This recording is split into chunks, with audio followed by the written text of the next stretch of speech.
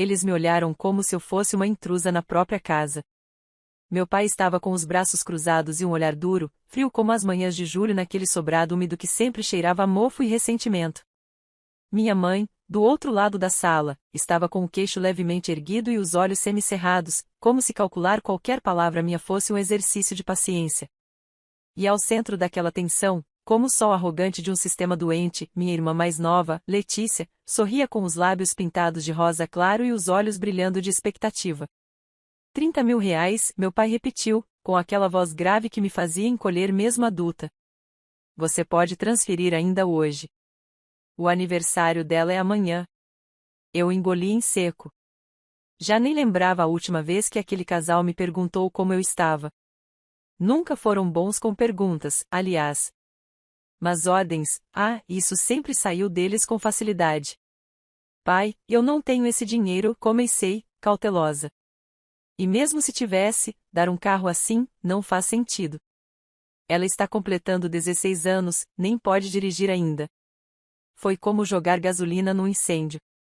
Minha mãe deu um passo à frente, o salto batendo seco no piso de madeira que tanto me custou para restaurar naquela casa velha onde eu pagava a maioria das contas. Você é tão mesquinha. Ela cuspiu as palavras. Sempre colocando empecilhos. Sempre dificultando. E ainda tem coragem de viver aqui, como se nos fizesse um favor? Meus dedos apertaram os braços, cruzados. Eu não sentia mais o calor do quarto. Só aquele frio cortante que vem de dentro, quando a gente percebe que não importa o quanto faça, nunca vai ser o suficiente para quem já decidiu que você é o erro da família. Se você não quiser dar o presente, meu pai continuou, agora com uma calma ameaçadora, então arrume suas coisas. E suma desta casa. Letícia soltou uma risadinha debochada. Ela não disfarçava mais. Aos 16 anos, já havia aprendido bem com eles como fazer alguém se sentir lixo. Eu disse que ela era inútil, ela murmurou, pegando o celular e começando a digitar algo. Acho que foi nesse momento que o estalo veio. Não foi raiva. Nem tristeza. Foi algo mais fundo, mais frio, mais racional. Eu olhei para os três. Vi o que sempre esteve ali, mas eu teimava em não enxergar. Eles nunca me quiseram. Nunca me aceitaram. Eu era uma funcionária que dormia nos fundos, pagando as contas e segurando as pontas para uma família que jamais me viu como filha, como irmã, como nada. E ainda assim, me ameaçavam de expulsão por não entregar um carro de 30.000 reais como se fosse um par de chinelos. Tudo bem, eu disse, e minha voz saiu mais firme do que eu esperava. Podem ficar tranquilos. Não vou atrapalhar a festa. Minha mãe arqueou as sobrancelhas. Vai transferir? Não. Eu vou embora. Fiz as malas naquela mesma noite. Não chorei. Já tinha desperdiçado lágrimas demais com aqueles três. Meus dedos tremiam um pouco quando tranquei a porta do meu quarto, mas meu coração estava calmo. Finalmente calmo. No dia seguinte, acordei em um hotel simples, mas silencioso. Tomei café sozinha e li as mensagens debochadas da Letícia no grupo da família, o mesmo do qual fui retirada minutos depois que me recusei a fazer o PIX. Um silêncio pesado caiu sobre mim, mas não me abalou. Eu sabia o que viria. E desta vez, eu não ia me defender. Eu ia atacar. Enquanto a festa começava naquela casa onde eu pagava metade do IPTU, eles não sabiam que aquela seria a última celebração sem consequências. O bolo estava encomendado, as bexigas penduradas e o som ligado no máximo. Mas ninguém ali sabia do que eu havia começado a planejar. Me excluíram da festa? Ótimo. Me chamaram de mesquinha? Perfeito. Disseram que eu atrapalhava a família? Agora eles iam descobrir o que era viver sem mim. E a dor de perder tudo o que tinham começaria com um pequeno estrondo. E terminaria com um estouro que ninguém naquela casa jamais esqueceria. Demorei 2 dias para me adaptar ao silêncio. Não porque sentia falta de alguma coisa lá da casa dos meus pais. Mas porque a ausência de gritos, ordens e deboche era quase ensurdecedora. Silêncio dói quando a gente só conheceu barulho.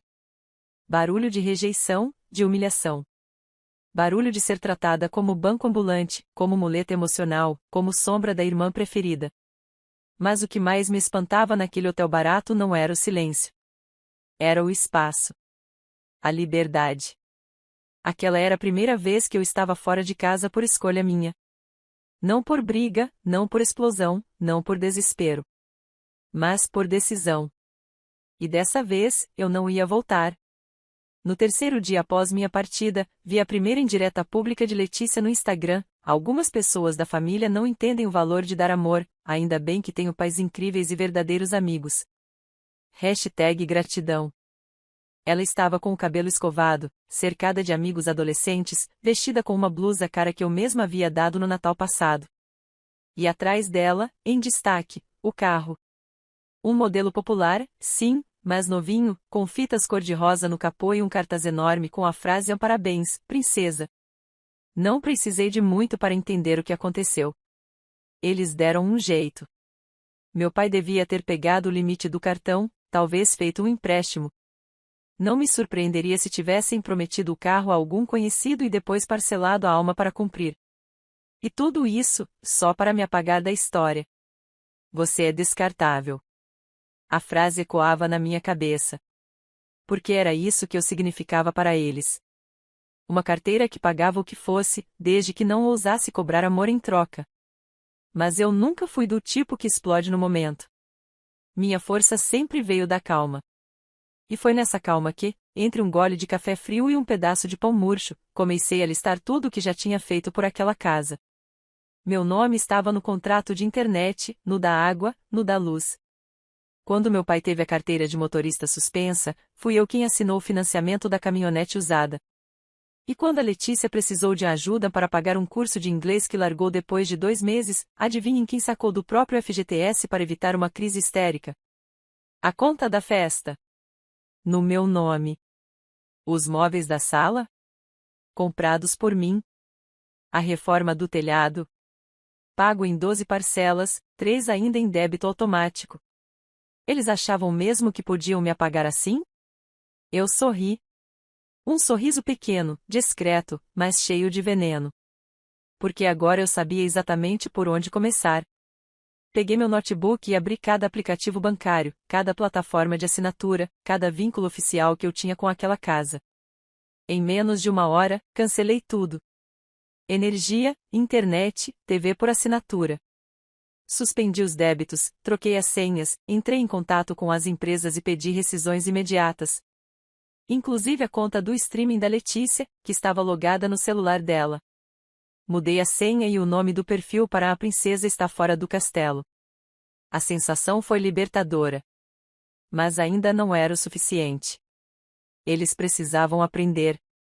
Precisavam sentir. Precisavam olhar nos olhos da realidade sem maquiagem. E eu sabia exatamente como fazer isso.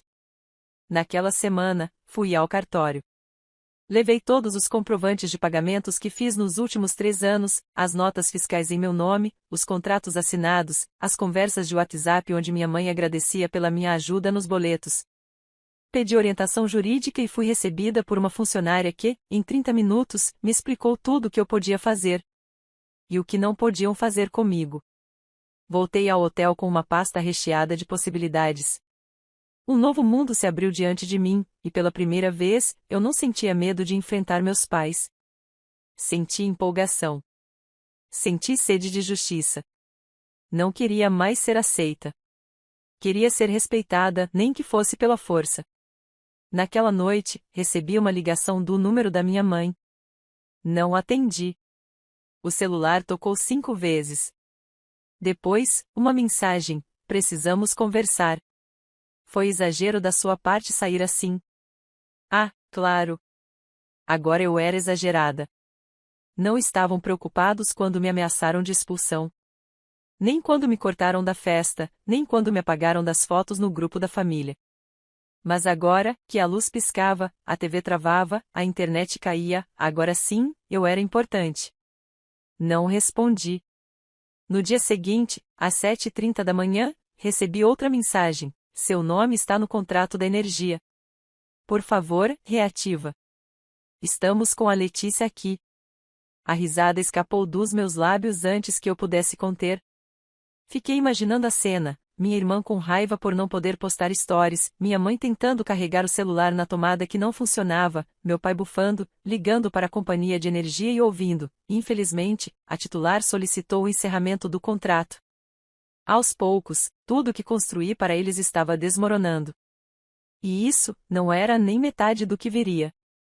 Naquela mesma tarde, fui até o banco onde havia feito o financiamento da caminhonete do meu pai. Solicitei oficialmente a transferência da dívida de volta para o nome dele. Levei os documentos, pedi análise. E como era um contrato relativamente recente, com todas as parcelas pagas por mim até então, o gerente não viu obstáculos. A senhora quer mesmo fazer isso? Ele perguntou. Quero. Respondi com firmeza. A caminhonete é dele. E a responsabilidade também. Saí do banco leve. Como quem acabou de enterrar um peso morto. 2 dias depois, minha mãe apareceu no hotel. Descobriu onde eu estava. Tocou a campainha da recepção como uma possessa, exigindo falar comigo. Ela disse que é sua mãe. Está, um pouco exaltada, informou o atendente, com um olhar constrangido. Pode dizer que não estou, respondi, sem desviar os olhos do meu livro. Mas a minha mãe não era mulher de se dar por vencida. Minutos depois, recebi um áudio. A voz dela estava rouca, trêmula, não de emoção, mas de raiva. Você está fazendo isso só por vingança. Está nos deixando na mão, como se fosse alguma mártir. Letícia está chorando, não consegue nem dormir direito. Isso é o que você quer? Ver sua irmã arrasada? Parabéns, então. Conseguiu. Ah, Letícia chorando. Que novidade. Ela chorava se a cor da unha não combinasse com o vestido. Chorava se a comida chegasse fria. Chorava se o Wi-Fi caísse. E agora, finalmente, chorava por estar sentindo o gosto do que é não ter tudo entregue de bandeja. Não respondi. Nem ao áudio. Nem às ameaças veladas. Nem às mensagens da minha tia, da minha prima, dos neutros da família que sempre me chamavam de exagerada por não aceitar as diferenças. Porque agora eu não queria aceitar. Queria cobrar. E o preço seria alto. Muito em breve, eles receberiam a visita de um oficial de justiça. A notificação viria por conta da cobrança retroativa do uso indevido do meu nome e CPF em contratos e compras, além do pedido de compensação financeira pelos anos de encargos bancários que arcava sozinha. E o mais bonito de tudo? A casa onde moravam, também estava em meu nome. O terreno havia sido transferido para mim há 6 anos, como garantia de um empréstimo que fiz para meu pai, e ele nunca regularizou de volta. Jurava que, por ser minha família, eu nunca faria nada. Ele estava prestes a descobrir o erro de ter me subestimado. Assinei os papéis com a calma de quem já não deve mais nada a ninguém. O cartório estava silencioso, as paredes cobertas por pastas e selos antigos, e a atendente me ofereceu uma caneta azul como se fosse a chave de um mundo novo. E de fato era. A transferência oficial da posse da casa foi registrada em meu nome com todos os documentos que meu pai havia negligenciado anos antes. Ele nunca achou que eu faria uso daquilo. Só que agora, eu estava fazendo. E tudo, absolutamente tudo, dentro daquela casa, cada móvel, cada centímetro de parede, cada cômodo que eles achavam que era deles, agora era legalmente meu. E eu pretendia cobrar. Deixei a papelada no meu quarto de hotel com cuidado, dentro de uma pasta preta. Eu podia ser muitas coisas, mas desorganizada nunca foi uma delas. Cada comprovante, cada e-mail impresso, cada conversa de WhatsApp salva com data e hora. Eles tinham me tratado como um erro, mas agora iam perceber que o erro foi me testar. Na tarde daquele mesmo dia, enviei por meio do meu advogado o primeiro aviso extrajudicial de desocupação. Dei-lhes 15 dias para sair da casa. 15 dias inteiros. Porque, diferente deles, eu ainda sabia ser civilizada. Mas não se engane, cada minuto daquele prazo era uma cortesia com gosto de veneno. A primeira ligação veio no mesmo dia. Mariana, meu pai falou sem cumprimentos, que história é essa de aviso de despejo? Você tá maluca? Ah, então agora eu existo? Respondi. Fiquei na dúvida depois da festa em que fui desconvidada. E do carro de 30 mil que fui obrigada a dar. e da ameaça de Ansuma da nossa casa. Ele ficou em silêncio por 3 segundos. Isso foi no calor do momento. Que momento, pai? Cortei. Porque eu lembro direitinho.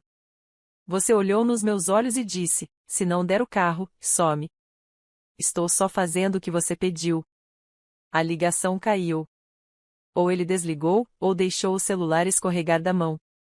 De qualquer forma, não importava. 10 minutos depois, minha mãe ligou. Mariana, você quer mesmo ver sua irmã na rua? Dei uma risada curta.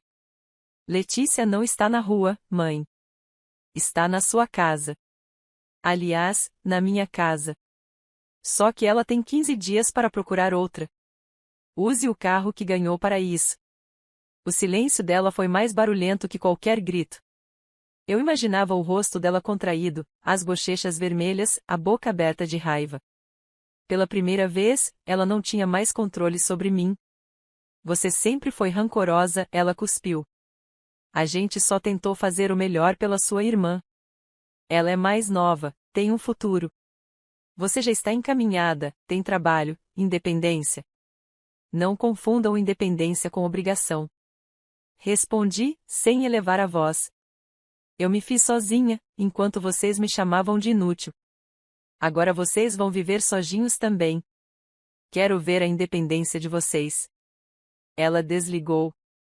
E naquele instante, eu me dei conta, nada no mundo se compara à sensação de ver alguém provar do próprio veneno. Naquela semana, o caos se instalou naquela casa. Eles tentaram me pressionar, manipular parentes, inventar versões. A Letícia postou que estava sendo a vítima de inveja e sabotagem dentro da própria família. Disse que a gente amarga não suporta ver a felicidade alheia. Felicidade alheia? Aquilo era felicidade? Uma menina mimada que exigiu um carro de 30 mil reais de uma irmã que pagava contas de casa sozinha? Felicidade era aquilo que eu sentia agora, com minha dignidade intacta, mesmo depois de ter sido chamada de peso morto, inútil, exagerada. Na sexta-feira, recebi outra intimação de ameaça velada. Meu pai, desesperado, tentava reverter legalmente a posse da casa, alegando que eu havia tirado vantagem da confiança dele. O advogado dele me procurou com um tom pretensamente conciliador. Podemos negociar. Você não quer mesmo prejudicar seus pais, quer?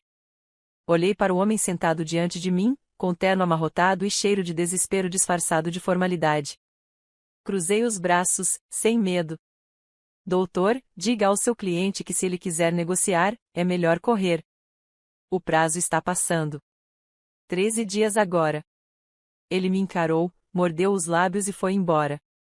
Acho que entendeu. No 8º dia, Letícia apareceu no hotel. Vestia um moletom largo, o rosto limpo, sem maquiagem. A aparência abatida era nova para mim. Ela sempre parecia tirada de um editorial de revista teen. Mas ali, diante de mim, parecia apenas uma garota assustada que, pela primeira vez, via a realidade sem filtros. Mariana, por favor, disse, hesitante. Não respondi. Eu sei que errei. Fui mimada. Mas, você vai mesmo fazer isso com a gente? Nos colocar na rua? Inclinei a cabeça, sem ironia, sem raiva. Você me chamava de lixo. Ria das piadas da mamãe. Disse para eu sair da casa, lembra? Ela baixou os olhos. Eu era criança. Não. Você tinha 16 anos. Era mais velha que eu quando comecei a trabalhar para pagar as contas da casa. E, mesmo assim, me tratava como se eu fosse sua empregada. Está colhendo o que plantou. E se eu devolver o carro? Ela tentou. Eu posso vender. Pago a você. Soltei uma risada seca. Agora é tarde. Não quero o carro. Quero a lição. E quero que vocês aprendam que, para cada ação, existe uma consequência. E esta é a sua. Ela chorou. De verdade. Pela primeira vez, sem plateia, sem celular na mão. As lágrimas desceram pesadas. Mas nem por um segundo meu coração balançou. Porque ali, diante de mim, não estava uma vítima. estava o reflexo da educação podre que meus pais escolheram dar. Ela saiu sem dizer mais nada. E eu me senti em paz. Faltando 4 dias para o prazo final, recebi uma mensagem curta da minha mãe. Você venceu. Vamos sair. Mas você perdeu uma filha. E uma família. Respirei fundo. E respondi. Vocês nunca foram minha família. E Letícia, foi a irmã que vocês fizeram dela. A que pisou em mim quando teve a chance. Boa sorte com o mundo real. Na manhã do 15º dia, fui até a casa. A rua estava silenciosa. O carro da Letícia não estava mais na garagem. Um caminhão de mudanças parado em frente. A porta entreaberta. Entrei sem bater. Tudo estava vazio. Limpo. Sem sinais de confusão ou briga. Havia apenas uma carta em cima da mesa da sala, dobrada ao meio. Reconheci a letra da minha mãe. Você pode ter a casa. Mas nunca terá paz. Porque no fundo sabe que agiu com crueldade. Adeus. Sorri. Um sorriso pequeno. Porque o que ela chamava de crueldade, eu chamava de justiça. E naquele silêncio da casa finalmente vazia, senti algo diferente. Era o som da liberdade. Mas ainda não era o fim. A vingança estava só começando. A chave tilintou em minha mão como um troféu. Pequena, prateada, comum, e ao mesmo tempo tão simbólica. Eu a encarei por longos segundos antes de girá-la na fechadura. O trinco fez um estalo seco e definitivo. A casa era minha, agora de corpo, papel e alma. Cruzei a porta com passos lentos, examinando cada canto como se fosse a primeira vez. Mas não era. Eu conhecia cada centímetro daquele lugar. Sabia onde a tinta descascava perto do interruptor da cozinha, onde o rodapé da sala estava solto, onde o barulho do assoalho entregava a quem andava de madrugada. Eu limpei cada janela, lavei cada azulejo, suportei cada silêncio constrangedor e cada olhar de desprezo entre aquelas paredes. E agora, só havia eu. Eu e o eco do passado. Passei o dia seguinte organizando o que sobrou. Uma panela esquecida, uma toalha velha no armário, um vaso lascado. Nada que merecesse compaixão ou memória. Levei tudo ao lixo. Inclusive o tapete da sala, aquele que minha mãe tanto se gabava de ter herdado da avó dela. Era bonito, sim. Mas cheirava a hipocrisia e indiferença. No lugar, coloquei um móvel simples, uma poltrona aconchegante e um abajur que comprei com meu próprio dinheiro, em uma loja pequena, local, sem glamour algum. Mas cada objeto ali era escolha minha. E isso valia mais do que qualquer herança. Na semana seguinte, comecei a reformar a casa. Nada luxuoso, nada exagerado. Mas suficiente para apagar qualquer rastro da presença deles. Troquei as cores das paredes, vendi móveis antigos, substituí as cortinas, mudei até o banheiro da suíte principal. Demolir aquele banheiro onde tantas vezes ouvi minha mãe falando mal de mim ao telefone foi libertador. Mas o auge da reforma não foi estético. Foi simbólico. No antigo quarto da Letícia, aquele que ela sempre dizia ser a só dela e que trancava quando eu chegava perto, eu montei meu novo estúdio. Pintei as paredes de branco, coloquei prateleiras, uma cadeira giratória confortável, uma mesa de madeira clara. Comprei uma câmera profissional, iluminação básica, microfones. Era ali que eu começaria um projeto que, até então, eu só tinha ousado sonhar. Um canal. Não para desabafar. Não para expor. Mas para ensinar. Ensinar a outras pessoas como protegerem seus próprios limites, seus direitos, suas finanças, principalmente diante da própria família. Um espaço de apoio, de partilha, de voz. O nome? Sangue não dá direito. Logo no primeiro vídeo, contei minha história. Com cuidado, sem nomes, mas com cada detalhe que importava. As ameaças veladas, a exploração disfarçada de amor, o desprezo maquiado de a educação rígida, a imposição de um presente de R$ 30.000, a expulsão, a exclusão da festa, e minha resposta, legal, silenciosa e definitiva. Postei no fim de uma quinta-feira. Fui dormir com o coração apertado, sem saber o que esperar. Acordei na sexta com 42 mil visualizações. No domingo, meu vídeo já tinha ultrapassado 120 mil acessos. Os comentários eram um misto de apoio, identificação e raiva coletiva. Gente de todos os cantos contando histórias semelhantes, gente que se calou por anos, gente que estava, naquele instante, ganhando coragem para fazer o mesmo. O que começou como desabafo se transformou em algo maior. E então, uma coisa linda aconteceu, uma jornalista me procurou. Ela queria contar minha história em um especial sobre violência emocional e exploração familiar. Disse que meu relato era um símbolo. Aceitei. Com condição de não citar nomes. Mas a cidade é pequena. Quando o episódio foi ao ar, com minha voz, minha imagem e o fundo do meu novo estúdio, não demorou para as pessoas ligarem os pontos. Letícia foi a primeira a reagir. Publicou uma sequência de stories dizendo que estava sendo atacada por inveja e difamação, que ninguém sabe o que acontece dentro de uma família e que eu era uma pessoa amargurada que precisava de terapia. Ela estava acostumada a controlar a narrativa. Mas agora, ela não tinha mais os filtros. O mundo estava ouvindo a minha versão. E ela não podia apagar comentários. Logo em seguida, meu pai tentou contato com a emissora. Alegou inverdades, ameaçou o processo. Mas eles tinham todos os documentos que eu havia entregue, com cada vínculo legal, cada conta paga, cada e-mail salvo. A jornalista respondeu com uma nota simples. Temos provas. A história é real. E é mais comum do que se imagina. Dias depois, minha mãe apareceu no portão da casa. Não bateu. Não chamou. Apenas ficou ali. Observando. Quando a vi pela câmera, hesitei por alguns segundos. Depois, fui até o portão e abri.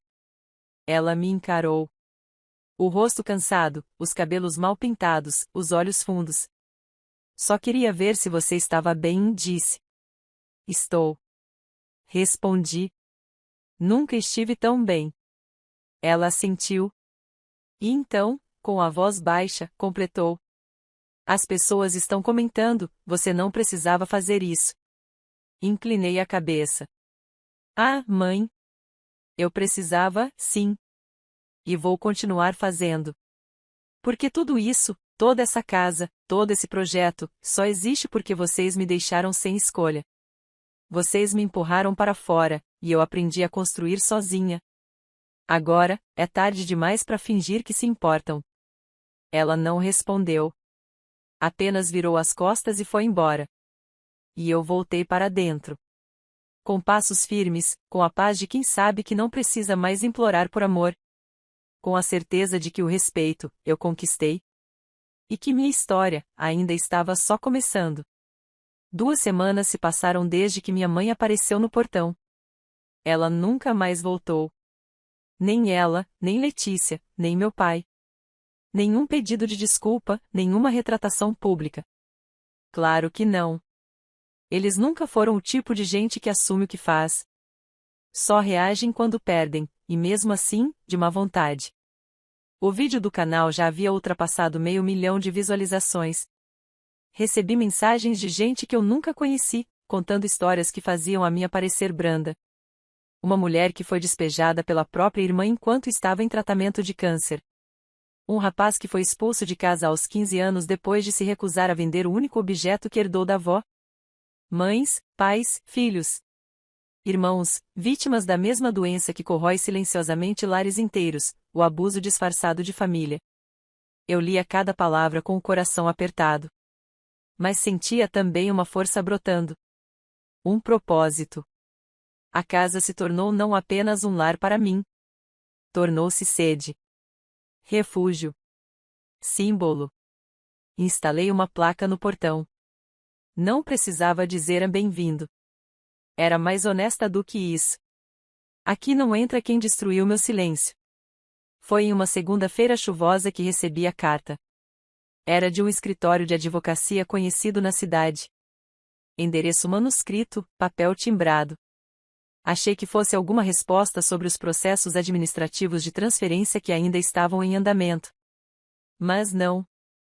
Era uma notificação extrajudicial.